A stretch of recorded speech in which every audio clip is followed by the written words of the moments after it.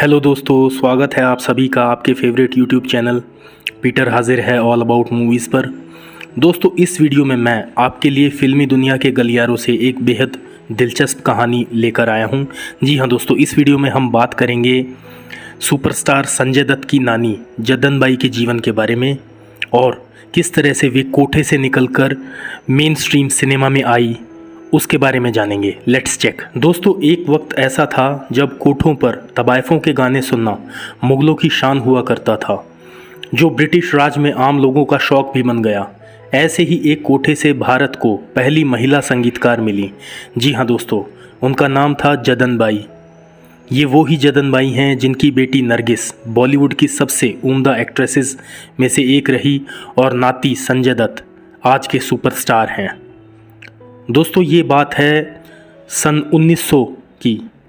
भारत में अंग्रेज़ों की हुकूमत थी। उन दिनों उत्तर भारत के इलाहाबाद, जिसका नाम अब प्रयागराज है, के एक कोठे पर एक मशहूर तवायफ थी दलीपा बाई। जद्दन बाई दरअसल इन्हीं की बेटी थी। कोठे पर ही परवरिश हुई, गाने की फनकारी खून में ही थी। जद्दन बाई की आवाज़ में वो कशिश थी, उसको सुनते ही सुनने वाला सुध-बुध खो बैठता था। कोठे पर ही उनकी आवाज़ की दीवानगी का ये आलम था कि उनको सुनने आए दो ब्राह्मण परिवार के नौजवानों ने उनसे शादी के लिए इस्लाम तक कबूल कर लिया। दोस्तों, जद्दन बाई ने कुल 3 शादियां की। कोठे पर ठुमरी और गज़लें गाने वाली जद्दन बाई तीसरी शादी के बाद बॉम्बे आ गईं, जहां फिल्में बना करती थी। बनारस के कोठे से बम्बई की फिल्मी दुनिया तक का उनका सफ़र बहुत उतार चढ़ाव भरा रहा। आज़ादी से पहले का वो दौर जब लड़कियों का फिल्मों में काम करना तवायफ के पेशे से भी ज़्यादा बुरा माना जाता था, तब एक कोठे पर गाने वाली ही भारत की पहली म्यूज़िक डायरेक्टर बनी। दोस्तों, जद्दन बाई का जन्म सन 1892 में बनारस में हुआ था। इनकी मां का नाम दलीपा बाई था, जो इलाहाबाद की सबसे मशहूर तवायफ थी, और पिता थे मियाँ जान, जिन्हें जद्दन बाई ने महज 5 वर्ष की उम्र में खो दिया। दरअसल दलीपा बाई एक बुरे हादसे के बाद कोठे तक पहुंची थी। उनका बाल विवाह हुआ था, लेकिन शादी के बाद जब विदाई लेकर बारात लौटी तो पंजाब के एक गांव के पास बारात पर डाकुओं ने हमला कर दिया। सारा दहेज और सोना लूट लिया गया और दूल्हे को गोली मार दी गई। भगदड़ मची और दुल्हन बनी दलीपा बाई भी जान बचाकर भाग निकली। जैसे तैसे ससुराल पहुंची तो उन्हें अभागन कहते हुए विधवा प्रथा के कष्टों से गुजरना पड़ा। रोज़ाना उन्हें ससुराल से प्रताड़ित होना पड़ता था। बात इतनी बिगड़ी कि परिवार उन्हें जान से मारने का मन बना चुका था। एक दिन गांव पहुंची मंडली की नज़र नदी किनारे गुनगुनाते हुए कपड़े धो रही दलीपा पर पड़ी। उन्होंने दलीपा की आवाज़ से इम्प्रेस होकर साथ जाने का प्रस्ताव दिया। घर वालों से तंग आकर दलीपा भी साहस कर साथ जाने के लिए राज़ी हो गई। लेकिन जैसे ही वो इलाहाबाद पहुंची तो मंडली के लोगों ने उन्हें कोठे पर भेज दिया।